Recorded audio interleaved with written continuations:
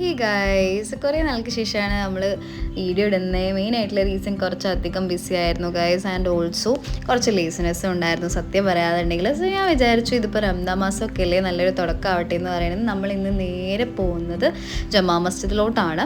So അവിടെ metro ഇറങ്ങിയ ഉടനെ നമുക്ക് കാണാൻ പറ്റുന്ന ഒരു മാർക്കറ്റാട്ടോ ഇത്. ബേസിക്കലി കബൂത്തർ മാർക്കറ്റാണ്. അവിടെ പല ടൈപ്പ് ഓഫ് ഫുഡ് ഐറ്റംസും അതുപോലെ തന്നെ നല്ലോണം ചീപ്പായിട്ട് കുറേ അഫോർഡബിൾ ആയിട്ടുള്ള കുറേ കാര്യങ്ങൾ നമുക്ക് വാങ്ങാൻ പറ്റുന്നുണ്ടോ. അവിടെ നിന്ന് അത്രയും നല്ല ചീപ്പായിട്ടുള്ള മാർക്കറ്റാണ്.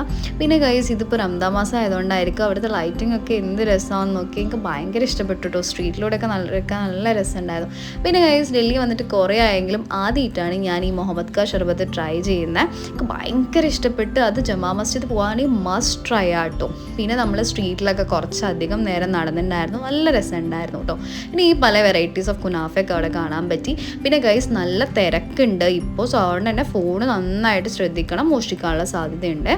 ആൻഡ് നമ്മൾ പള്ളിയിൽ ഇരുന്നുണ്ടായിരുന്നു. ലൈക്ക് പള്ളിയിലത്തെ ആ സ്റ്റെപ്പിൻ്റെ അവിടെയൊക്കെ നമ്മൾ കുറേ നേരം ഇരുന്നു. ഭയങ്കര ഒരു പീസ്ഫുൾ ഫീൽ കിട്ടിയിട്ടോ.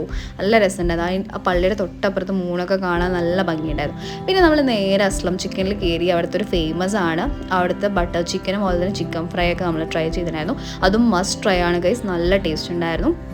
പിന്നെ അതിന് ശേഷം നമ്മൾ കുറച്ച് നേരം അവിടെയൊക്കെ ഒന്ന് എക്സ്പ്ലോർ ചെയ്തു. അങ്ങനെ ഗൈസ് എനിക്ക് ഈ ഒരു ജുംക്ക ഇഷ്ടപ്പെട്ടു, അതുപോലെ തന്നെ ഈ ഒരു നെക്ക് പീസും ഇഷ്ടപ്പെട്ടു കേട്ടോ. അത് രണ്ടും ഞാൻ പർച്ചേസ് ചെയ്തിട്ടുണ്ടായിരുന്നു. അങ്ങനെ തിരിച്ച് നമ്മളിതാ മെട്രോ കയറി വീട്ടിലേക്ക് വരുന്നു ഗൈസ്. So by.